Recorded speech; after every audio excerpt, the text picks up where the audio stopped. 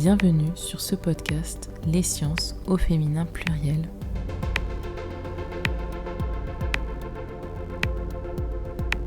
Ce podcast a pour but de donner la parole à des femmes scientifiques afin qu'elles puissent vous présenter leur parcours, leurs travaux, mais aussi parler de leurs hobbies et d'autres questions un peu plus intimes.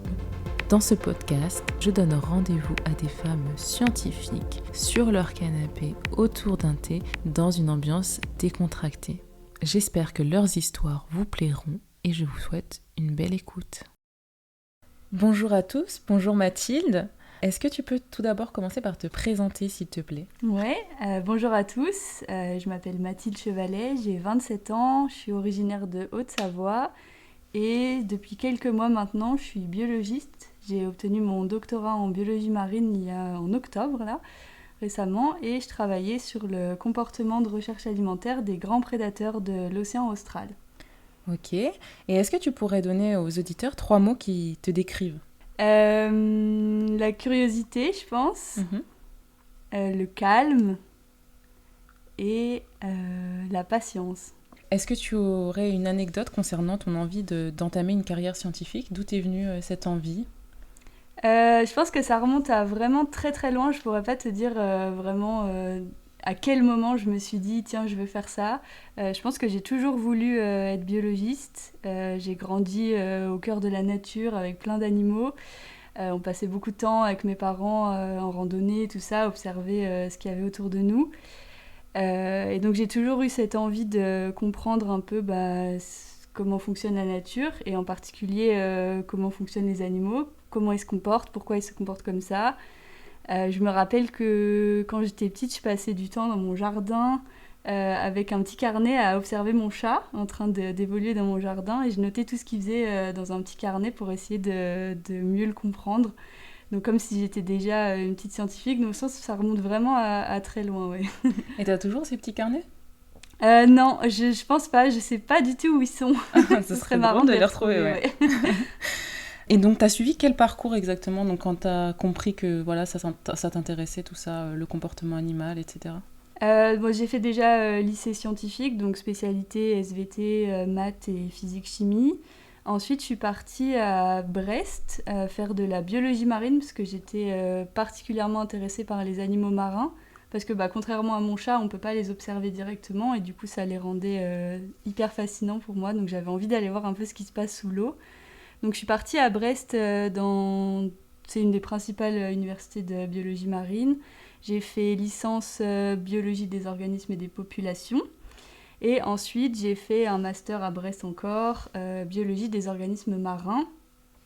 Et enfin, j'ai fini par faire une thèse au Centre d'études biologiques de Chizé, donc qui est un laboratoire rattaché à l'Université de La Rochelle et au CNRS. Du coup, j'ai terminé là il y a quelques mois. Et qu'est-ce qui t'a donné envie du coup de démarrer la thèse ? Parce qu'après le master, t'aurais pu t'orienter direct dans le milieu professionnel. Est-ce que c'était lié au sujet en particulier ou j'ai toujours voulu faire de la recherche et j'ai toujours été attirée plus par le métier de chercheur vraiment, donc je savais que j'avais envie de faire une thèse. J'avais envie aussi de tenter l'expérience de passer du temps sur un projet de recherche, d'être un peu en autonomie sur son sujet. C'était quelque chose que j'avais vraiment envie de tester. En master, j'ai fait plusieurs stages de recherche, donc c'était pareil, c'était des petits projets de recherche de quelques mois. Et ça m'avait vraiment, vraiment plu, donc je m'étais dit, c'était évident pour moi que j'allais continuer en thèse derrière.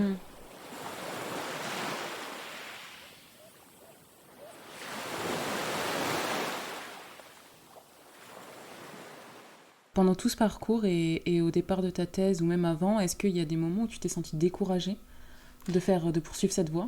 Ouais, déjà, quand je suis partie à Brest, juste après le lycée, c'était à peu près 1200 km de chez mes parents.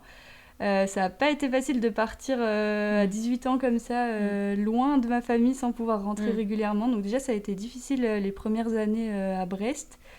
Et ensuite, la thèse, il y a eu des périodes un peu plus difficiles. C'est vrai que ça reste 3 ans où on est concentré sur un sujet. Même si c'est passionnant, il y a quand même des moments où ça marche moins bien, où on se sent un peu découragé. Donc ouais, ça m'est arrivé un peu.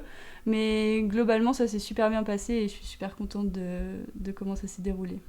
Et est-ce que tu trouves justement que l'entourage joue un rôle important dans la réussite, justement, quand tu t'engages dans une carrière scientifique et en particulier dans une thèse ? Ouais, carrément. C'est vrai que d'être bien entouré, c'est ultra important parce que ça va nous permettre déjà de discuter de quand ça va pas et de se sentir un peu accompagné. C'est vrai que c'est un moment où on est quand même un peu tout seul parce que c'est notre projet, on doit gérer un peu toutes les décisions tout seul et du coup d'être accompagné par des gens qui nous permettent de prendre l'air, de changer un peu d'air et tout ça, ça fait vraiment du bien. Donc ouais, être bien accompagné, c'est super important. Et encore plus important, c'est d'avoir des directeurs de thèse qui sont bienveillants et qui nous permettent justement de nous sentir le mieux possible pendant toute l'expérience. Oui, ça compte beaucoup. Et globalement, là, dans cette carrière scientifique, est-ce qu'il y a eu des moments où tu as été confrontée à des situations ou des remarques sexistes, des situations qui t'ont fait te sentir un peu moins compétente que des collègues masculins, par exemple ? Moi, c'est vrai que j'ai eu la chance de grandir et d'évoluer dans un milieu assez bienveillant de manière générale. C'est vrai que ce soit quand j'étais plus petite ou après pendant mes études, j'ai pas vraiment senti un peu le poids de tout ça. Je me suis toujours sentie bien accompagnée et justement encouragée. Et c'est vrai que tout le monde autour de moi me soutenait beaucoup. Ensuite, les seuls moments où j'ai senti un peu ce genre de remarques, ça a été sur le terrain. Donc moi, je suis partie pendant plusieurs mois dans les terres australes pour faire du terrain sur des gros animaux. Donc j'ai manipulé des éléphants de mer, des manchots, des otaries. Et c'est vrai que là, moi je suis assez menue et tout ça, et quand je suis arrivée la première fois et que j'ai dit que j'allais manipuler des animaux de plusieurs centaines de kilos, c'est vrai qu'on m'a un peu regardée en disant « Ah oui, toi, tu peux le faire ». Et c'est vrai que au début, on se dit « Ah peut-être que en fait, je peux pas le faire ». Je suis pas capable. Ouais, c'est vrai. Ça te fait douter. Ouais, et surtout au tout début, quand on l'a jamais fait, on se dit « Ah c'est vrai, ça se trouve, en fait, je suis pas capable ». Et finalement, bien sûr que si, en fait, il suffit juste d'avoir de l'expérience. Et c'est vrai que ces remarques-là, elles ont été un peu constantes. Et après, on arrive à se dire que non, c'est bon, on y arrive, et puis on arrive à y répondre. Mais c'est vrai qu'au début, c'était un peu décourageant. Ouais. Je comprends. Et en dehors de la recherche et de tes campagnes de terrain, est-ce que tu as vécu des expériences similaires du fait d'être une femme dans ton quotidien ? Ouais, je pense. Je sais pas si c'est... Je pense que c'est une combinaison de être une femme et en plus être assez fine et tout ça. Donc c'est vrai que souvent, quand je porte par exemple mes courses, on va me demander de m'aider à les porter. Alors que je suis super sportive et tout ça, donc je pense que j'ai plus de force que la plupart des hommes. Donc c'est vrai qu'une fois c'est sympa, puis après tu te dis non mais là, c'est bon. je suis capable, c'est bon, je demanderai de l'aide si j'ai besoin d'aide, mais si je ne demande pas c'est que ça va. Donc bon, quand c'est isolé, ça va, mais quand c'est tout le temps, c'est vrai que ça peut être un peu pesant. Fatigant, ouais.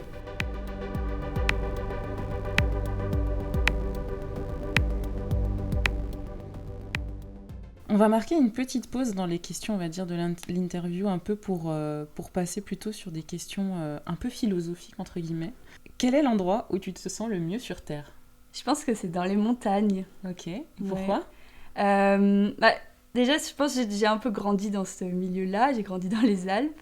Je sais pas, je me sens toute petite et en même temps, je me sens super libre et je me sens apaisée. Je saurais pas trop dire pourquoi, mais c'est d'être devant ces énormes tas de cailloux qui sont immenses, qui sont un peu hostiles aussi. Ouais, je sais pas, c'est un endroit où je me sens bien, ouais. Si tu devais écrire ton autobiographie, quel en serait le titre ? Oh, alors ça, c'est une bonne question. Je pense que ce serait genre à la recherche du savoir ou quelque chose comme ça. Quelque chose en rapport avec le savoir. Ouais, c'est ça, ouais, je pense. Ok.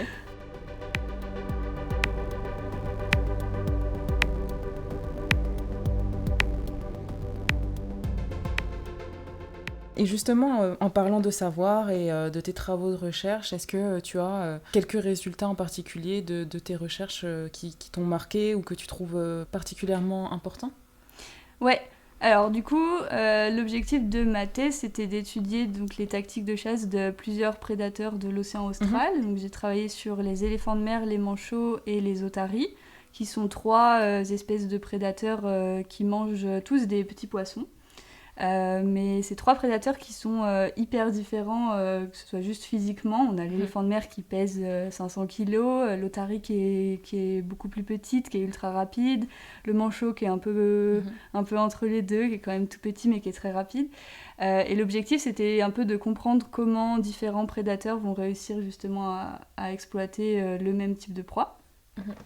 Et ce qu'on a trouvé, c'est que donc les otaries et les manchots, de façon assez peu surprenante, ils vont un peu poursuivre leur proie dans toutes les directions. C'est des espèces qui sont très rapides, qui arrivent à manœuvrer dans toutes les directions dans l'eau. Et ce qui était étonnant, c'est du côté des éléphants de mer, qui eux sont un peu des grosses patates, qui peuvent pas du tout poursuivre les proies pendant très longtemps sous l'eau. C'est beaucoup trop d'énergie pour eux. Eux, ils vont utiliser une tactique hyper différente qui s'approche un peu de la traque qu'on observe un peu par exemple chez les lions qui vont marcher tout doucement dans les buissons avant d'attraper leur proie. C'est un peu ce que font les éléphants de mer. Ils vont être capables de détecter leur proie à plusieurs dizaines de mètres sous l'eau. Et ensuite, une fois qu'ils ont détecté leur proie, ils vont juste se laisser glisser dans l'eau et approcher leur proie de façon ultra discrète. Et ensuite, ils n'auront qu'à la capturer d'un seul gros coup de tête. Et ça, c'était hyper étonnant parce que c'est vrai que quand on les voit à terre, c'est vraiment des grosses patates. Ils sont super lents, ils sont hyper maladroits. Et c'est vrai qu'on ne se dit pas ensuite, quand ils sont sous l'eau, qu'ils sont ultra précis. En fait, et ils ont une manière de contrôler les mouvements de leur corps qui est super précise. Donc ça, c'était vraiment un résultat chouette. Ouais.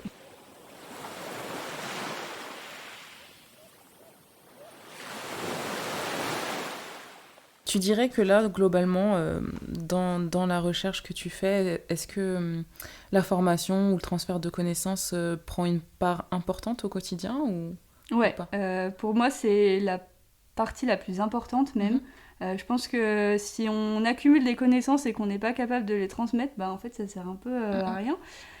Et c'est vrai que souvent, les scientifiques ne sont pas forcément formés à ça. C'est pas quelque chose qui est facile à faire.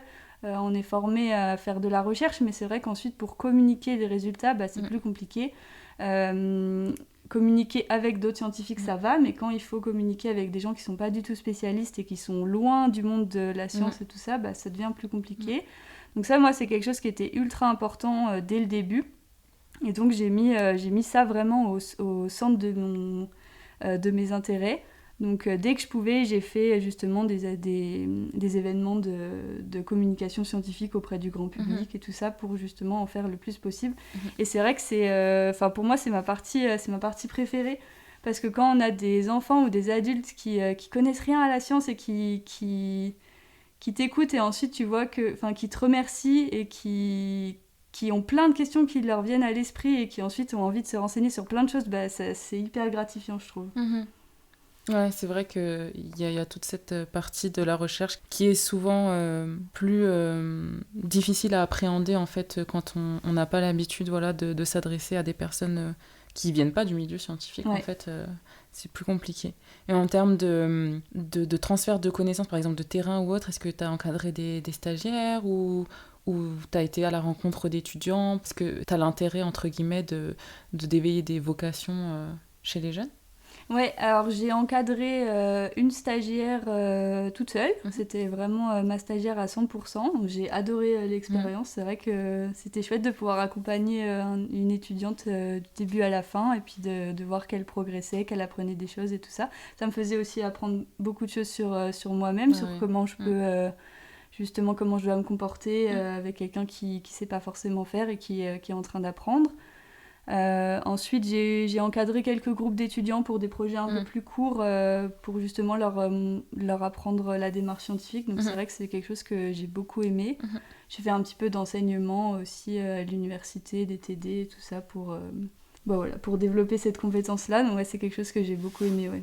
Et globalement, si on devait essayer de donner une idée aux gens à quoi ressemble une journée type en recherche scientifique, est-ce que tu pourrais nous dire, toi, dans ton cas? Je crois qu'il n'y a pas vraiment de journée type. C'est vrai qu'on fait plein de choses. C'est ultra varié comme métier. On fait de l'administratif, on fait des analyses de données, on écrit beaucoup, on passe du temps à à préparer des séminaires et tout ça.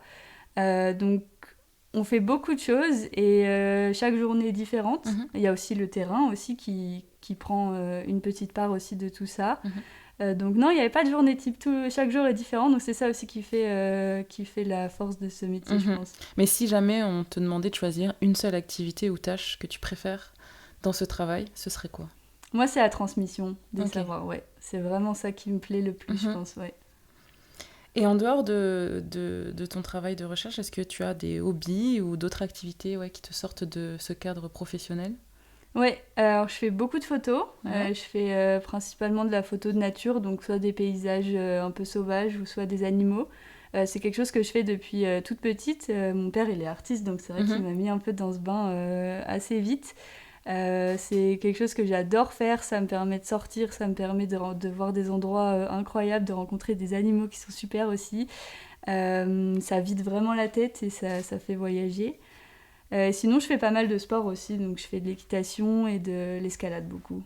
D'accord, ça fait longtemps ? Ouais, j'ai commencé l'équitation quand j'avais 3 ans et l'escalade quand j'avais 8 ans, je pense. Ah oui. Est-ce que c'est des choses que tu as réussi à conserver ? Parce que c'est vrai que le travail de thèse, souvent, on se dit que ça prend, on va dire, une énorme part dans sa vie et que donc c'est compliqué d'avoir, on va dire, des activités à côté. Est-ce que toi, c'est quelque chose que tu as réussi à gérer pour garder un équilibre, on va dire ? Ouais, c'est vrai que c'est pas toujours facile parce que c'est un travail qui est super prenant et le piège un peu, c'est de se laisser un peu prendre dans tout ça et de jamais s'arrêter. C'est vrai que moi, dès le début, je me suis mis un peu cette espèce de discipline où je me disais, quand je rentre le soir, je travaille plus, le week-end, je travaille pas et je prends mes vacances. Et mes vacances, c'est vraiment pour me reposer et faire autre chose. J'ai réussi à maintenir ça toute ma thèse, donc ça, je suis assez contente de ça et je pense que ça a vraiment aidé au fait que ça se passe super bien. Du coup, ça m'a permis de continuer à faire du sport et tout ça. La photo, j'en ai fait un peu moins, mais c'était plus lié peut-être à l'endroit où j'étais. J'avais pas forcément envie de faire de la photo ici, où j'en faisais en vacances plutôt. Et le sport, c'est vrai que j'ai pu maintenir. On allait à l'escalade 3 fois par semaine. Voilà. Donc c'est vrai que ça, c'était vraiment bien et ça a vraiment participé au fait que ma thèse se passe bien.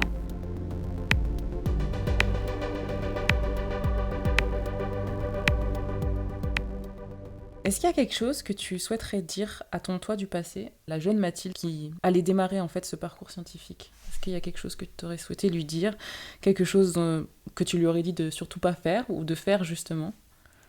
Je pense que je me stressais trop pour des choses qui sont pas très importantes et je me prenais beaucoup la tête. Je suis quelqu'un d'assez perfectionniste et tout ça, et c'est vrai qu'au début, c'était compliqué à gérer parce que dans la recherche, c'est vrai qu'en fait, souvent, on fait des choses qui marchent pas, on se fait rejeter, on soumet des articles qui sont très souvent rejetés, et c'est vrai qu'au début, c'est très difficile et j'ai du mal à faire ça, donc je pense que maintenant, j'ai vraiment réussi à passer ça et à prendre les choses comme elles viennent et puis à travailler comme j'ai envie de le faire, et puis voilà. Mais c'est vrai qu'au début, j'y arrivais pas du tout, donc je pense que c'est un conseil que je me serais donné plutôt. Je sais pas si je me serais écoutée, mais en tout cas, j'aurais essayé. De prendre du recul. Ouais, c'est ça.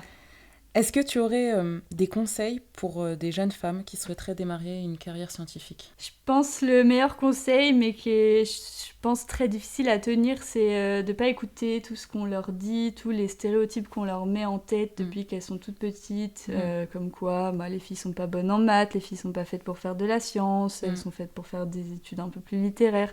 C'est des choses qui sont absolument fausses, on le sait très bien maintenant. Alors moi, ça n'a pas été mon cas, mais je sais qu'il y a beaucoup de filles qui ont grandi avec ces stéréotypes en tête, et je pense que ça bloque beaucoup de gens. Et si on arrive à se détacher de ça, je suis consciente que c'est hyper difficile à faire, mais si on arrive à se détacher de ça et à faire ce qu'on a envie de faire quand on a envie de le faire, c'est parfait, mais c'est vrai que ça va pas être facile. Justement, en parlant de tous ces conseils pour des jeunes femmes, toi, tu as reçu un prix récemment. Qu'est-ce que tu peux nous en dire justement de tout ça, de cette expérience ? Alors, j'ai été récompensée à la fin de ma thèse par le prix Jeune Talent de la Fondation L'Oréal UNESCO pour les femmes et la science, donc qui est un prix qui récompense chaque année des femmes scientifiques et qui vise à mettre en avant justement les carrières de femmes scientifiques, parce qu'on sait que les femmes sont très peu nombreuses en sciences et qu'elles sont qu'elles sont souvent pas mises en avant justement. Donc ce prix il vise à augmenter la couverture médiatique des femmes en sciences et il nous permet aussi de développer notre projet professionnel. Donc c'est un prix que j'ai reçu là en octobre. Et c'est vrai que ça m'a offert une énorme couverture médiatique. Donc ça, c'était vraiment une super expérience. Et ça m'a ouvert plein d'opportunités. J'ai été contactée par des écoles, par des mairies pour faire des conférences et tout ça. Donc c'est vrai que c'était une super expérience. Ouais. Surtout à toi, comme ça te plaît, en fait, tout ce transfert de connaissances, c'est vrai que c'est une super opportunité. Et concernant les jeunes femmes que tu as pu rencontrer là-bas, est-ce que tu as des histoires qui t'ont marqué ou une anecdote ? Ouais, y avait une femme qui était en thèse, je crois, une Afghane qui a dû quitter son pays pour faire de la recherche et qui a vraiment dû lutter pour partir de son pays. Elle a tout abandonné derrière elle parce qu'elle ne pouvait pas du tout faire de la recherche dans son pays. Elle a été accueillie par la France récemment, là, et c'est vrai que son parcours était ultra impressionnant et d'avoir la force de tout quitter, de quitter son pays pour faire ce qu'on a envie de faire. C'est vrai que son parcours m'a vraiment marqué, quoi. Ouais, c'est impressionnant. Ouais. À toi, qu'est-ce qu'on pourrait te souhaiter pour l'avenir ? Est-ce que tu as un objectif à atteindre prochainement, que ce soit dans le pro ou dans le perso ? Là, je suis un peu dans une phase où je fais une petite pause. J'ai fini ma thèse il y a quelques mois, donc je prends du temps pour me reposer et justement à réfléchir sur ce que j'ai envie de faire derrière. J'aimerais vraiment développer cet aspect de transmission et de communication scientifique, donc c'est quelque chose que je commence à faire. Donc si ça pouvait marcher, ce serait parfait. Écoute, on va te souhaiter toute la réussite dans ce projet et merci beaucoup pour cet échange. Merci à toi, c'était super. Vous venez d'écouter Les sciences au féminin pluriel. Un grand merci au Common Lab de l'Université de La Rochelle pour leur soutien technique qui a permis la réalisation de ce podcast. N'hésitez pas à aller écouter d'autres épisodes et je vous dis à très vite.